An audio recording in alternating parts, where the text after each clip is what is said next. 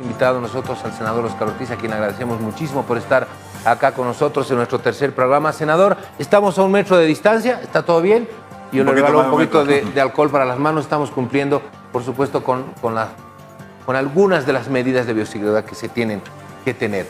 Importante el anuncio que ha hecho la presidenta, esto de ampliar los 500 bolivianos por hijo que se encuentre, dice, estudiando en colegios fiscales, desde prekinder hasta el último año de secundaria. Esto implica ampliar el bono, inyectarle un poquito más de plata al tema de la economía y a la gente que necesita. Sobre todo a las familias, Jorge, gracias, buenas noches, felicidades por este nuevo proyecto periodístico. Mis condolencias para la familia de quienes lamentablemente han fallecido, estas 3 nuevas personas que lamentablemente han perdido la vida en estas circunstancias por el coronavirus. Como usted mencionaba, Jorge, lo que anuncia la presidenta hoy es fundamental porque significa que 1.200.000 alumnos más se incorporan a los beneficiarios del bono familia. Van a ser, si sumamos prekinder, kinder, primaria, secundaria y también los centros de formación de personas con capacidades especiales, 2.550.000 alrededor de eso, alumnos que van a recibir este beneficio. Obviamente lo van a recibir sus tutores. Y esto es algo muy importante porque cuando inscribimos a nuestros hijos al colegio al principio de año, todos recordaremos que firmamos un formulario donde se declara un tutor. Bueno, ese tutor va a poder cobrar 500 bolivianos por hijo. Si alguien tiene más de 1 o 2 o 3, va a cobrar 500, 1.000 o 1.500. Son alrededor, Jorge, de 1.300 millones de bolivianos, que sumado al otro millón de personas que van a recibir la canasta familia, ya estamos solo por estos conceptos de los bonos, como 1.700 millones de bolivianos, pero sobre todo más de 3,5 millones de pagos que se van a hacer entre la canasta y el bono familia. ¿Por qué es esto, Jorge? Porque se entiende que se le está pidiendo a la población un esfuerzo enorme, que es por preservar la salud, por preservar la vida, ¿no?, de cada persona, de cada familia. Pero entendemos que en el país hay millones de personas que trabajan todos los días y viven como cuentapropistas, viven al día y obviamente necesitan este apoyo. Por eso es que la presidenta Áñez ha priorizado, como ella decía, 4 cosas. La primera, contener la enfermedad. La segunda, para eso la cuarentena, todas las medidas que buscan evitar que la epidemia siga multiplicándose o por lo menos aminorar esa velocidad de transmisión. La segunda, atender a los enfermos, que es fundamental porque usted lo mencionaba, no tenemos un sistema de salud que tenga pues todo el equipamiento, que tenga la infraestructura, que tenga los recursos humanos, que tenga el presupuesto. Por eso es tan importante esa decisión que se ha tomado de comprar, por ejemplo, 500 equipos de lo que se llaman respiradores, unidades de terapia intensiva. El país creo que tiene la 4ª parte hoy, Jorge. Imagínense, en todos estos años solo no tenemos, creo que un poquito menos de 130 en el sistema público. Imagínense. Entonces, se está corriendo contra el tiempo para poder equipar al país, a sus hospitales, para brindarle a nuestros trabajadores de salud todas las condiciones. La tercera es ayudar a la familia. Ahí vienen los bonos y vienen también lo que ha anunciado la presidenta en decretos anteriores. Por ejemplo, cuando se va a ayudar a las familias bolivianas que durante 3 meses todos aquellos que consumen menos de 120 bolivianos de energía eléctrica no paguen nada. Son 77% de los consumidores. De la población. 2 millones de hogares, de los 2,5 millones que tienen energía eléctrica, 2 millones están en esta categoría. 50% de las tarifas de agua y de gas domiciliario va a pagarlo el Estado durante los próximos 3 meses. También la presidenta decía, el 4º punto es reactivar la economía. Se han tomado algunas medidas, o preservar la economía todavía, porque estamos en una etapa muy inicial. Diferimiento de pagos de crédito, diferimiento de pagos de la AFP, diferimiento de pagos de impuestos, diferimiento de pagos de las cajas de salud. Obviamente hay una gran preocupación de ver cómo preservar el empleo. Hay que seguir trabajando en ello. La presidenta anuncia hoy que la próxima semana va a presentar un plan de financiamiento para los microempresarios para preservar esas unidades económicas y sobre todo las fuentes de empleo que ellos sostienen que son las más numerosas. Seguramente va a haber que ir sacando más medidas aún, mirando hacia adelante lo que debe ser en la medida que vamos superando la cuarentena. Seguramente, como hemos visto en otros países, habrá que ir gradualmente disminuyendo las restricciones, a no ser en aquellos lugares que tengan pues nuevos brotes. Bueno, es algo que hay que ir trabajándolo en el día a día, pero se está haciendo todos los esfuerzos para al mismo tiempo atender la salud, apoyar y ayudar a las familias bolivianas a poder superar este difícil momento que significan las restricciones económicas porque la mayoría gana en el día a día, ¿no? A ver, senador, por ejemplo, uno de los países más afectados es Estados Unidos. Entre 10 y 11 millones de desempleados, producto de esto. Es una economía muy grande, totalmente diferente a la nuestra, sí, pero en nuestro país la informalidad es casi un 80%. Entonces, el desempleo también va a ser uno de los más afectados. Usted me dice que se van a tomar algunas medidas, por ejemplo, con el tema de los microempresarios. ¿Podemos adelantar eso? Bueno, la presidenta lo anunció en su mensaje de hoy que la próxima semana va a presentar un plan de financiamiento para justamente apoyar a todos estos microempresarios que, les repito, son quienes generan la mayor cantidad de empleo, que obviamente puedan seguir estando activos en su movimiento económico. Obviamente, igual hay que apoyar a los sectores más golpeados, el sector del comercio formal, el sector del turismo, el sector de los servicios, o nuestro sector productivo. Va a ser un esfuerzo enorme. Jorge, esto es como si estuviéramos realmente en una guerra, no una guerra con balas, una guerra contra este enemigo invisible, y frente al cual, de verdad que lo que usted decía también yo lo rescato, hay que unirse, ¿no? Aquí yo creo que en este momento, como cuando se está en el otro tipo de guerra, bueno, deben desaparecer las diferencias políticas, ideológicas, partidarias. Estamos defendiendo la salud y la vida de los bolivianos, y aquí tenemos que trabajar todos juntos para poder ayudar. Por eso es que incluso en un decreto que sacaba la presidenta reglamentando 2 leyes que aprobó la Asamblea Legislativa la semana pasada, se establece, por ejemplo, que todas las autorizaciones, pero además se les pide a las gobernaciones, a los municipios, que hoy todos los gastos, todo el presupuesto que se tenga esté priorizado y orientado a esta epidemia. Así lo está haciendo el gobierno nacional. La presidenta ha instruido que hoy no hay otros proyectos. Hoy el gran proyecto del país se llama enfrentar el coronavirus, y obviamente el segundo paso será obviamente rescatar a todas aquellas unidades económicas que están sufriendo y buscar su recuperación y su proyección hacia adelante. Samuel Doria Medina estaba el día de ayer acá y decía que aproximadamente 1.600 millones de bolivianos existen en caja y bancos de alcaldías y de gobernaciones, plata que no se ha gastado, que podría gastarse, pero que, bueno, a veces la eficiencia en ejecución presupuestaria también es una traba. ¿Cómo hacer para que las gobernaciones y los municipios agilicen los desembolsos de ese dinero? Porque esto no es solamente un tema del gobierno nacional. Veíamos a un hombre hace pocos minutos, usted lo ha visto, ayudando desde su cuadra, desde su pedacito de vida que tiene ahí en el Alto. Bueno, yo creo que es fundamental que todos entendamos que los recursos públicos son para atender las necesidades de la gente. Hoy el principal servicio que se le puede prestar al pueblo boliviano es contribuir a enfrentar esta pandemia para preservar su vida y su salud.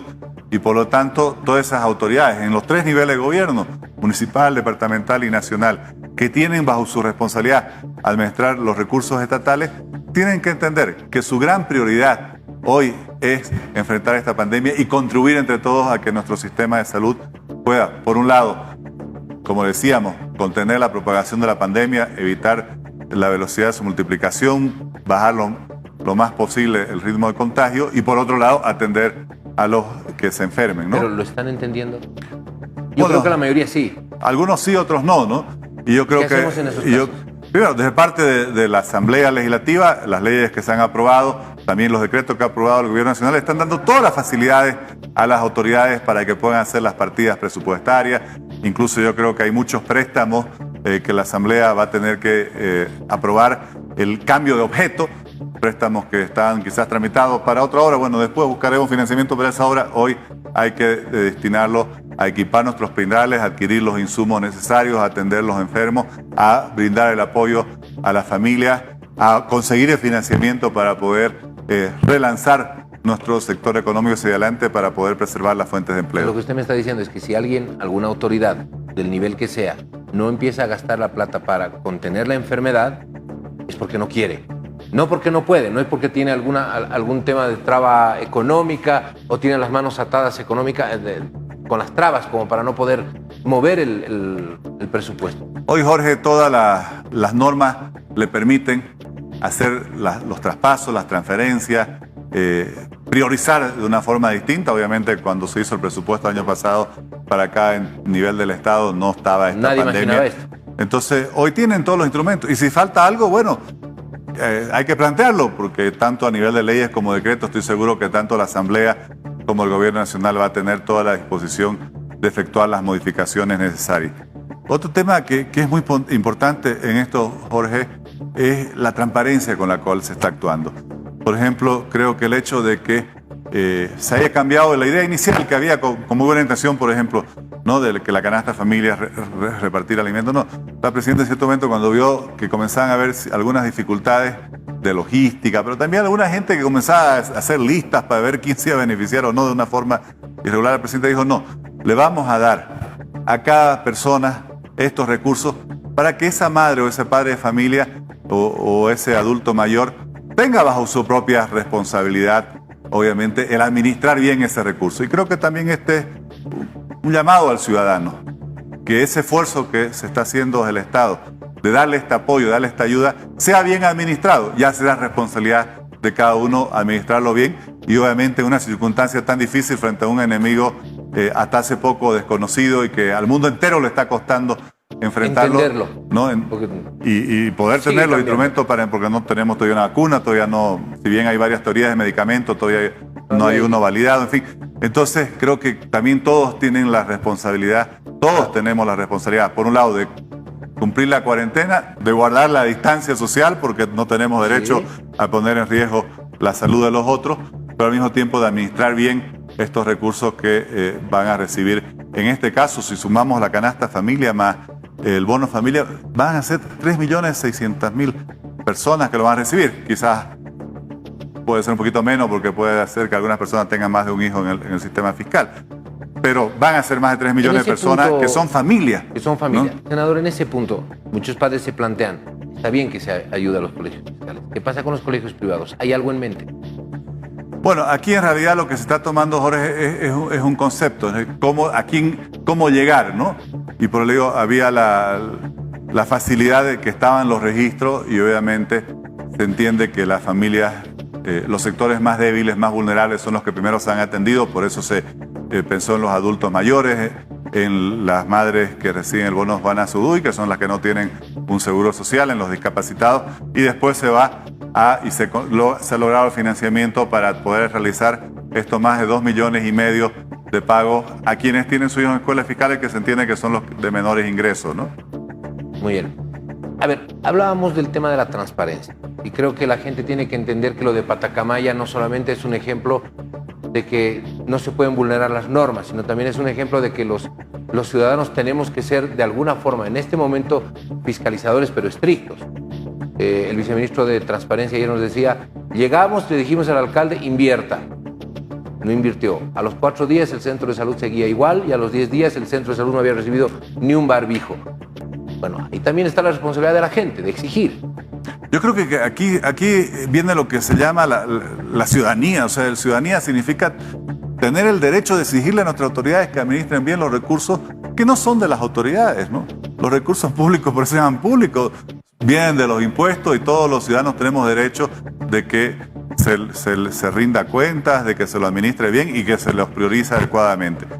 Por eso yo le digo, en este momento no hay nada más transparente que entregarle el recurso, el dinero, directamente por el banco para que quede de registro a cada persona. Y por otro lado, también en todo lo que sea compra, lo que se está buscando es hacer todo siguiendo estándares internacionales, en la medida de lo posible, incluso que sea la Agencia de Compra de Naciones Unidas la que pueda contribuir, así lo está haciendo, a hacer estas adquisiciones. Y en todo eso lo que se quiere es que haya las mejores condiciones para el país. Senador, ¿cuánto más puede inyectar el gobierno a la economía? Este es el plazo inmediato. El mediano plazo no va a ser fácil, y el largo plazo va a ser, al parecer, mucho más complicado. ¿Cuánto más puede el gobierno boliviano, seguir inyectando a la economía para hacer el sostén de que esto no caiga? Mire, en primera instancia, porque son medidas que nunca se han tomado en el país, tanto la canasta familia, si le sumamos la canasta más el bono familia, más de 3,5 millones de pagos, son más de 1.700 millones de bolivianos que se están inyectando en abril. el subsidio a la energía eléctrica, al agua potable, al gas domiciliario, son más de 500 millones de bolivianos. Entonces ya estamos superando los 2.000 millones de bolivianos que el gobierno ha conseguido financiar para apoyar a las familias bolivianas en estas circunstancias. Adicional a eso está todo lo que el gobierno está financiando, porque yo veo que hacen unos cálculos de ayuda internacional. La verdad que todavía lo que ha llegado de cooperación internacional y se ha hecho efectivo es bajísimo, un poco más de $1 millón, no es más. O sea, básicamente en este momento, por ejemplo, para comprar los ventiladores, para comprar insumos, en fin, se están utilizando unos créditos del Banco Mundial, pero son créditos, no es que no son donaciones, ¿no? Claro. Habrá que, obviamente tienen mejores condiciones. Entonces también hay por lo menos otros 2.000 millones de bolivianos que en el corto plazo se van a invertir para equipamiento hospitalario, para adquisición de insumos. Por ejemplo, el tema de los barbijos. ¿Cuántos barbijos se necesita por día? 40.000, 50.000. Solo para el personal de salud, policía, Fuerzas Armadas, si uno quiere brindarles a todas estas condiciones. Entonces, el esfuerzo tanto de inyectar a la economía, pero también de hacer frente al desafío que significa el equipamiento hospitalario, la adquisición de los insumos, de los medicamentos, es enorme y se va a seguir trabajando. Para salir, obviamente, de la cuarentena, seguramente los expertos epidemiólogos y todos los que son los especialistas, siempre digo, eso no es una discusión política, ese es un tema que los expertos son los que deben decirle a las autoridades cuándo salir, cómo salir, si va a haber gradualidad, en fin, todas esas alternativas. Y ya está claro que la presidenta también ha instruido a su equipo económico, como ella ya lo ha indicado, que se vaya preparando un programa de recuperación económica, en fin, para ayudar a preservar los empleos, sosteniendo a todas las unidades económicas, las micro, las pequeñas, las medianas y las grandes, a que puedan seguir operando y desarrollando sus actividades. Bueno, nos está escribiendo bastante gente de los cuentapropistas pidiendo también la ayuda correspondiente, los informales, ayudantes de albañiles, bueno, hay varios rubros. Bueno, sabe lo compleja que es el tejido económico en Bolivia, es muy complejo. Bueno, sí, lo sabemos. Ahora, de todas maneras, dentro de esos 2,5 millones de pagos que se va a hacer a los estudiantes de todos los ciclos de las escuelas fiscales, bueno, sus padres, casi todos la inmensa mayoría son cuentapropistas y se van a ver beneficiados por este pago. Y obviamente cuando hablamos del bono Juana Zurduy, que son las madres o que están embarazadas en ese momento o que tienen hijos hasta los 2 años de edad, o las familias que tienen a una persona con discapacidad, o quienes tienen casi 1 millón de personas que reciben renta dignidad pero que no son jubilados, también están recibiendo ese apoyo. Seguramente, Jorge, las necesidades obviamente son muchísimas y hay que seguir trabajando, pero creo que todo este esfuerzo que se está haciendo muestra una gestión que no solo ha actuado rápido, ha tomado decisiones con contundencia y que sabemos que implican sacrificios económicos y sociales muy grandes, pero cuando uno tiene la responsabilidad, y eso creo que es lo que ha entendido la presidenta Áñez, de velar por la vida y la salud de todo un pueblo, obviamente hay que tomar las decisiones con esa contundencia y esa firmeza. Muy bien, muchísimas gracias por haber estado con nosotros acá, senador. 10 segunditos, ¿se debe ampliar o no la cuarentena más allá del 15 de abril? Bueno, lo deben decir los expertos, los epidemiólogos y todos los profesionales médicos que deben asesorar en este tema. Muy bien, muchísimas gracias. De verdad es un gusto. Tercer programa de Noche sin Tregua. El senador Óscar Ortiz nos ha estado acompañando, hablando del tema económico, difícil, complejo. Nadie había elaborado una tesis como para poder enfrentar una situación como la que el mundo está enfrentando desde diciembre del año pasado, y es por eso que se están asumiendo varias medidas en todo el mundo para tratar de controlar la caída de la economía, y en Bolivia hoy se han anunciado nuevas medidas y nos ha adelantado el senador Ortiz, la próxima semana también van a haber algunas otras medidas que vayan a apoyar también para que el desempleo no crezca en nuestro país.